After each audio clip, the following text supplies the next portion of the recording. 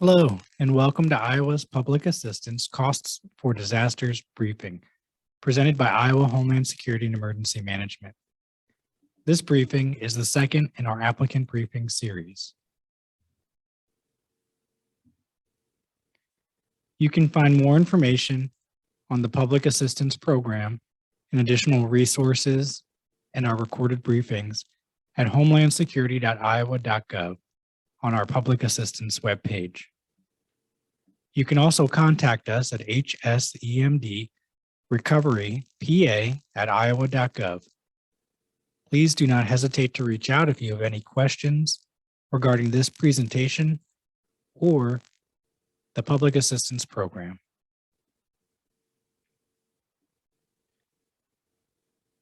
FEMA's Public Assistance Program is complex.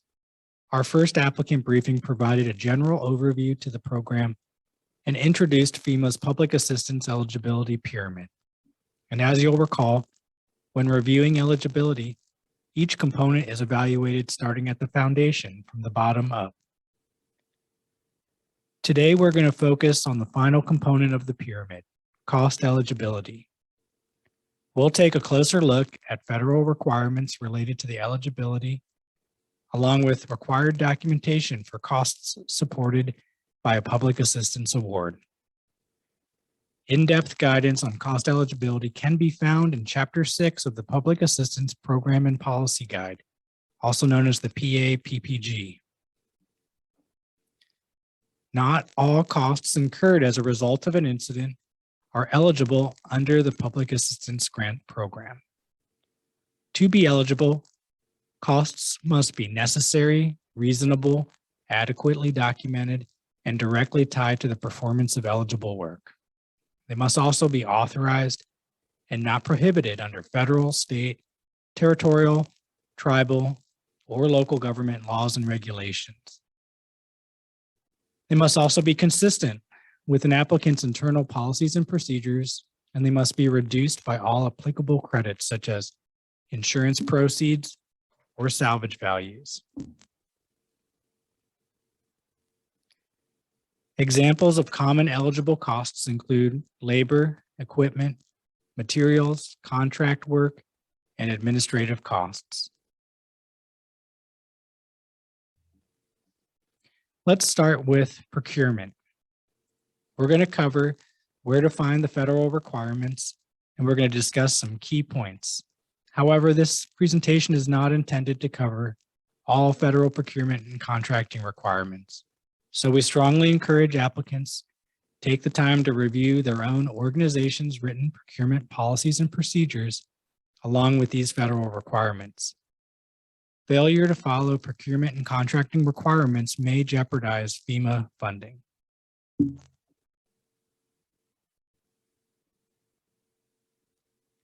The federal procurement standards can be found in the Uniform Guidance at 2 CFR 200.317 through 200.327. The Code of Federal Regulations can be viewed electronically at ecfr.gov. 2 CFR was implemented back in 2014, and the grace period for compliance ended in 2017. With this change, cities, counties, and other local applicants can no longer say that they follow state procurement rules as their guidance for purchasing with federal funds. The new requirements identify different requirements for state entities and non-state entities. Therefore, PA applicants must have their own written procurement policies that comply with the standards outlined in 2 CFR. Absent a separate policy, some jurisdictions may have procurement rules and guidance noted in their code of ordinances. State applicants, such as other state agencies, must follow the same policies and procedures that they would for procurements with non-federal funds. And they must comply with 2 CFR 200.322 procurement of recovered materials and ensure their purchase orders or contracts include any clauses required by 2 CFR 200.326 contract provisions. Non-state applicants such as local governments and nonprofits, must have and use their own written procurement policies and procedures that reflect applicable state, tribal, and local government laws and regulations, provided they conform with the procurement standards in 2 CFR 200.318 through 200.327.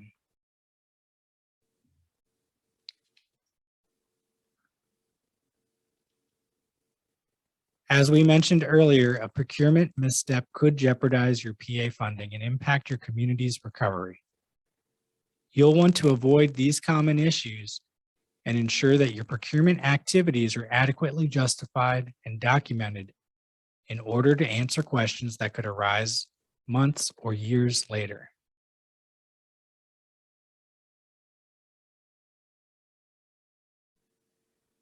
Two CFR requires applicants to have a conflict of interest policy that governs those engaged in selection, award, and administration of contracts.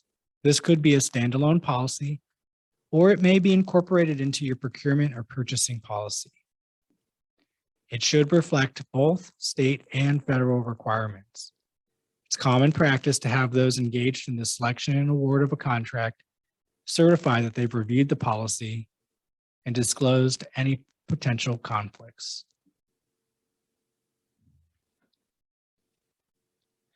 Procurement solicitations must have clear and accurate descriptions of the technical requirements for the material, product, or service to be procured.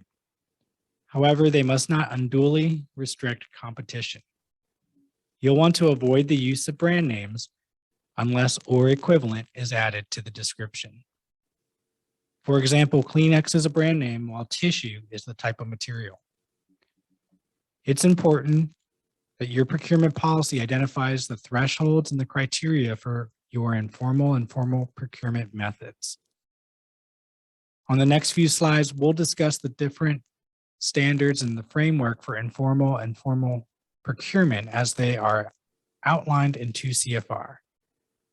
While this provides you a framework that you must comply with, it's important for your own procurement policy to outline the specifics for your methods, thresholds, and criteria.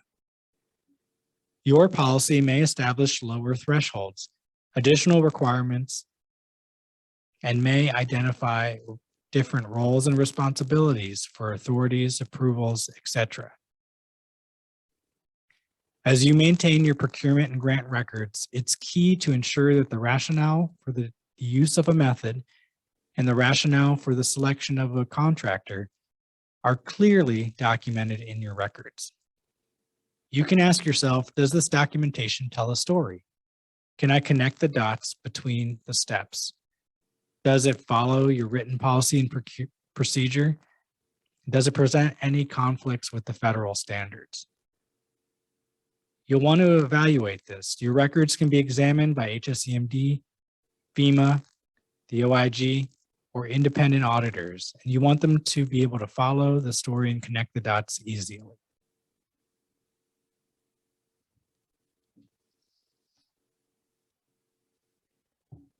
When the value of a procurement does not exceed the simplified acquisition threshold or lower a threshold established by your policy, an informal procurement such as a micro purchase or a small purchase may be used. Currently, the simplified acquisition threshold is set at $250,000. For micro purchases, it's $10,000 or less. For small purchases, it's all the way up to the simplified acquisition threshold, so $250,000 or less. For both of these methods, the price must be reasonable. A key difference between the two is that a small purchase will require price or rate quotations from an adequate number of qualified sources. 2 CFR does not define a specific number as adequate. So in practice, 3 or more bids or quotes is commonly seen as an adequate number. If an applicant has a lower threshold established in their policy, they must follow those. Although these are informal procurement methods, it's just as important to maintain good documentation. When the value of the procurement exceeds the simplified acquisition threshold or a lower threshold established by your policy, a formal procurement method is required. Formal methods include sealed bidding and competitive proposals. Sealed bidding is a method in which the bids are publicly solicited and a firm fixed price contract is awarded to the responsible bidder with the lowest price. Commonly, the solicitation is referred to as an invitation to bid or IFB or a request for bid or RFB. The solicitation must include any specifications and requirements and define the items or services requested in order for the bidder to properly respond. All bids must be opened at the same time and place as they're prescribed in the solicitation. Local and tribal governments must open them publicly. Bids must be solicited from an adequate number of sources. To ensure full and open competition, you'll want to cast a wide net while advertising. What if only one bid is received? If you only get one response, the cleanest way, especially for non-emergency, temporary, or permanent work, is to bid it again. You'll want to be sure to not only document your advertising efforts and the bids you've received, but also document why other responses were not received. You might reach out to other qualified contractors and identify that they weren't available or they didn't have the required equipment for the job. Document these responses in your records so that it's clear to anybody reviewing it why you may not have received many responses.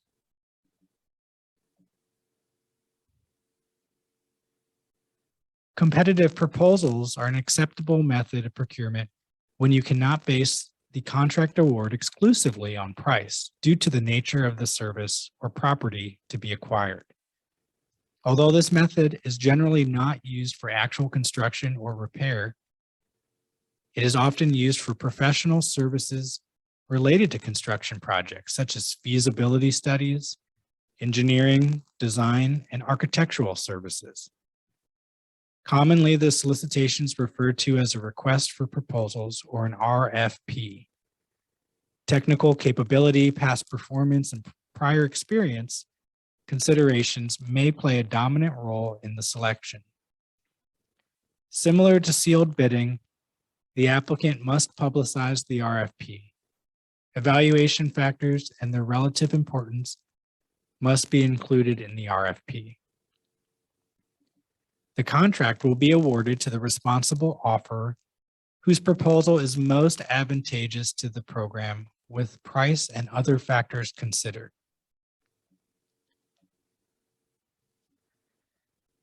There are a few limited circumstances when a non-competitive procurement may be used. One or more of these circumstances must apply for this situation. The item may only be available from a single source. A public exigency or an emergency might not permit a delay. The federal awarding agency, such as FEMA, or the pass-through entity, such as HSEMD, expressly authorizes in writing approval for a non-competitive procurement. After a solicitation of a number of sources, competition is determined to be inadequate.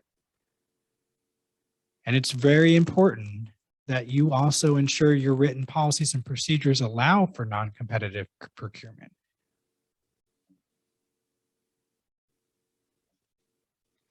In an emergency or exigent situation, FEMA may reimburse the costs incurred under a non-competitive procurement, but they must meet the definitions that FEMA has laid out. Much of the disaster recovery work funded under the PA program doesn't meet these definitions. It's important to document and justify and describe the emergency or exigent circumstance for your situation in your procurement records. Emergency is defined as the existence of a threat to life, public health, or safety, or improved property requiring immediate action to alleviate that threat. Generally, Emergency conditions are short-lived.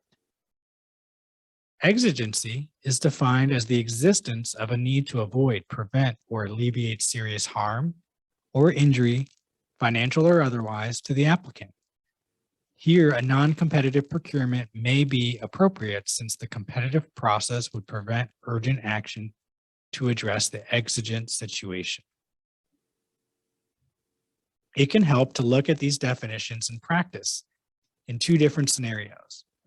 So let's take a look at our first scenario here on the left.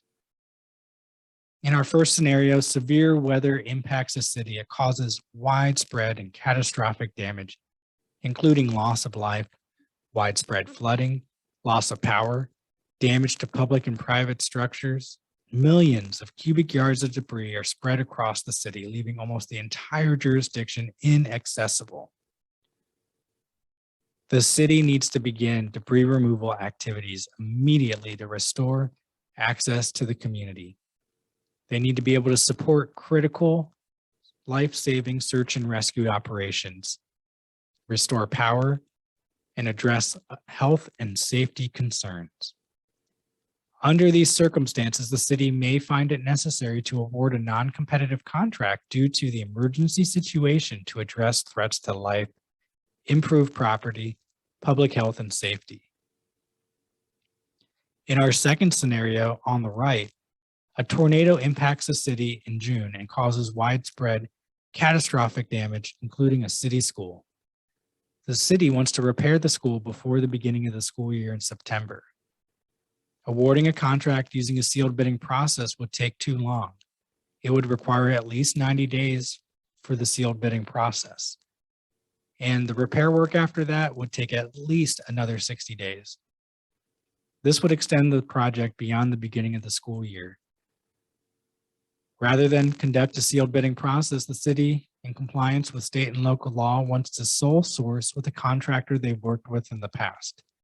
Here, the city can demonstrate that this is an exigent circumstance because use of a sealed bidding process would cause an unacceptable delay, not only affecting children's education, but also the city's economy if parents were unable to work while staying home with children.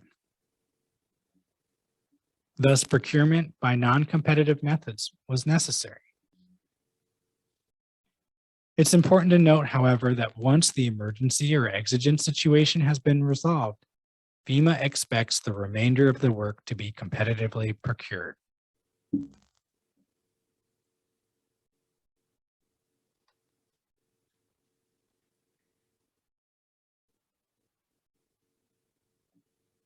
CFR 200.321 requires applicants to take affirmative steps to ensure small and minority businesses, women's businesses, and labor surplus area firms are used when possible. As a resource, FEMA has a fact sheet to assist with compliance on their website. There are 6 required affirmative steps. They include placing qualified small and minority businesses and women's business enterprises on your solicitation lists, assuring that small and minority businesses and women's business enterprises are solicited whenever they are potential sources, dividing the total requirements when economically feasible into smaller tasks or quantity to permit maximum participation, and establishing delivery schedules where the requirement permits to encourage maximum participation. It also includes using services and assistance as appropriate, such as the Small Business Administration's SBA search tool or the Minority Business Development Agency of the Department of Commerce. And if you're awarding a contract out to a prime contractor who's going to subaward contracts, requiring that the prime contractor take affirmative steps in their process to subaward contracts. Here in Iowa, we recommend becoming familiar with the Targeted Small Business or TSB program administered by Iowa Economic Development Authority. IEDA hosts a public directory of businesses on their website at iowaeda.com. The Office of Management and Budget, also known as OMB, recently made revisions to 2 CFR. A fact sheet summarizing the updates is available on FEMA's website. Related to procurement, the revisions include updates to incorporate the current micro-purchase and simplified acquisition thresholds, to add a domestic preference provision, and implement a new statutory prohibition regarding the purchase of certain telecommunication equipment and services. These changes are applicable to disasters declared on or after November 12th, 2020. So let's summarize key points. Procurement must provide full and open competition. You'll want to be sure to document your efforts to take affirmative steps in your process. Contractors who assist in the development or drafting of specifications, requirements, statements of work, or other solicitation materials cannot also compete for the contract. Applicants must have a conflict of interest policy that governs the engagement and selection, award, and administration of your contracts. You may have to answer questions related to your procurement actions down the road, so it's paramount to maintain good documentation. It will help ensure the compliance of your actions are not questioned. Let's recap the methods and thresholds. Micro purchases are less than $10,000. Be prepared to demonstrate cost reasonability. Small purchases are less than $250,000. Be prepared to have 3 or more quotes. Procurements over $250,000 require formal sealed bids or competitive proposals. As a reminder, these are the federal thresholds established in the procurement standards in 2 CFR 200. But your own procurement policy may establish lower thresholds that you'll be required to follow. And finally, non-competitive procurement. We strongly encourage applicants to exercise caution when considering a non-competitive procurement. It must meet one of the required conditions. If you have any questions or concerns or want to discuss your situation further, please contact your state representative. We're more than happy to be a resource and provide guidance, as a procurement misstep along the way could jeopardize your funding. FEMA does not reimburse costs incurred under a cost-plus percentage contract. FEMA does reimburse costs incurred under a lump sum, unit price, and cost-plus fixed fee contract. And if no other contract is suitable, FEMA may reimburse costs under a time and materials contract. Under these circumstances, the contract must have a ceiling price. Prior to awarding a contract, applicants can confirm a contractor suspension or debarment status on SAM.gov. FEMA refers to an applicant's own personnel as force account. So let's take a look at force account labor costs. Force account labor is reimbursed based on actual hourly rates plus the cost of an employee's actual fringe benefits. The criteria for reimbursing straight time labor costs differ depending on the type of employee and whether it is emergency work or permanent work. For emergency work, generally only overtime is eligible for budgeted employees. For unbudgeted employees, straight time and overtime may be eligible. Category A does have an exception where applicants can elect to participate in the alternative procedures for debris removal and receive reimbursement for straight time for budgeted employees performing debris removal activities. For permanent work, both straight time and overtime labor costs are eligible for budgeted and unbudgeted employees. Overtime must be paid per an applicant's established policy.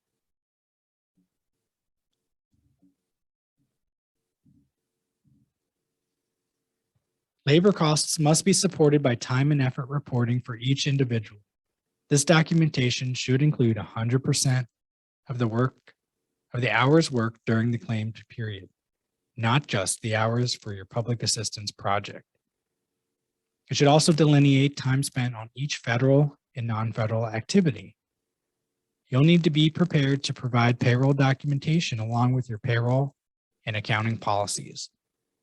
Be sure to include in your documentation the name, job title, function, type of employee, part-time, full-time, exempt, temporary, etc., and the days and hours worked, their pay rate, their fringe benefit rate, and their benefit calculations. FEMA provides funding for the use of applicant-owned equipment, also known as force account equipment, based on hourly rates. They publish national equipment rates based on all costs associated with ownership. It doesn't include the cost of labor, but it does include calculations for things like depreciation, maintenance, etc.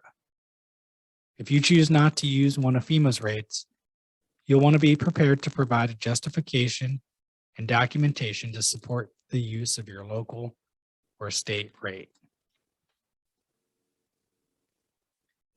If an applicant does not have sufficient equipment to effectively respond to the event, FEMA may provide funding for both the purchase price and either the use of the equipment based on hourly rates or actual fuel and maintenance costs.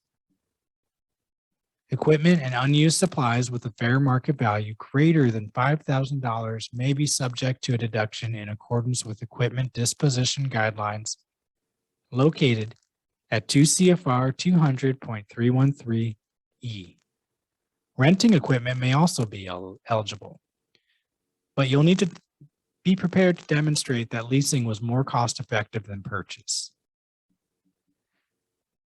With your equipment, be prepared to provide documentation that includes the year, the make, the model, the size or capacity or horsepower or wattage, and the operator for all your equipment.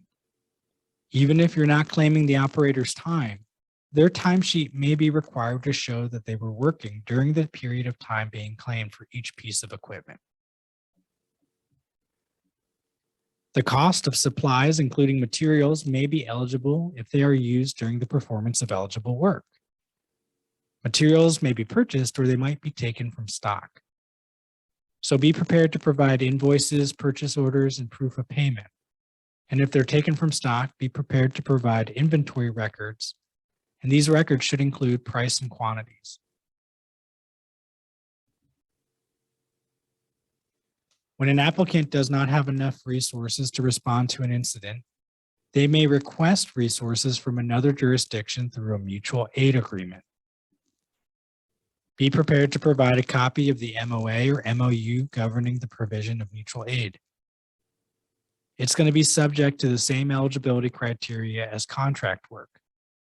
Costs to transport your equipment and personnel to the declared area are eligible. Generally, the providing entity is straight time and overtime, including fringe benefits, is eligible. However, if the requesting entity is another division within the same state, local, territorial, or tribal government, straight time for budgeted employees of the providing entity is not eligible.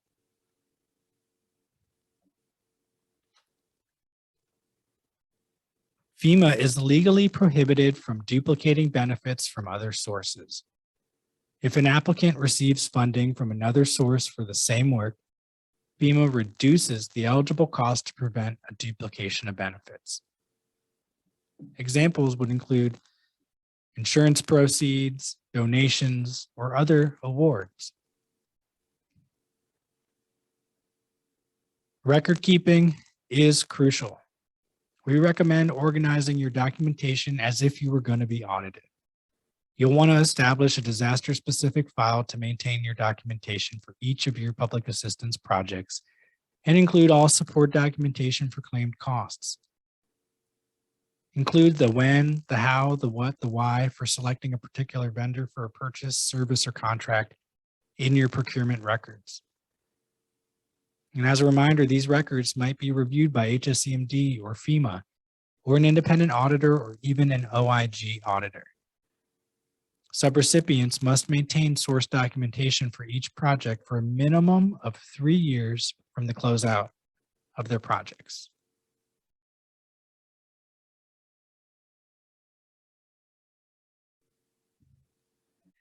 As the state pass-through entity, HSEMD is required to perform a risk assessment prior to awarding funds to subrecipients, per 2 CFR. The results of the pre-award risk assessment help inform HSEMD's monitoring activities. You'll receive a notification if a risk assessment is required. You'll be contacted directly by one of our colleagues with our disaster grants admin team, and they'll provide you specific guidance on what needs to be submitted for them to review. The pre-award risk assessment must be completed before HSEMD can finalize the funding agreement that governs the award of your projects. We cannot release funds until the funding agreement is complete. You'll want to ensure that the risk assessment and your funding agreement are not delayed. You can view the status of the funding agreement in HSEMD's Grants Management System, EM Grants Pro.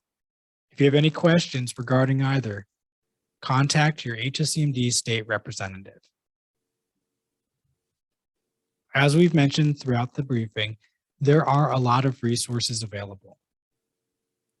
FEMA has many of these resources on their website, and they have a whole page dedicated to procurement guidance and resources. We recommend you take some time to look through these. As we conclude our briefing, we wanted to offer a final reminder that you can reach out to us with any questions you have at hsemdrecoverypa@iowa.gov, or please go ahead and contact your HSEMD state representative directly. We're more than happy to be a resource and provide support and guidance as you navigate your recovery process.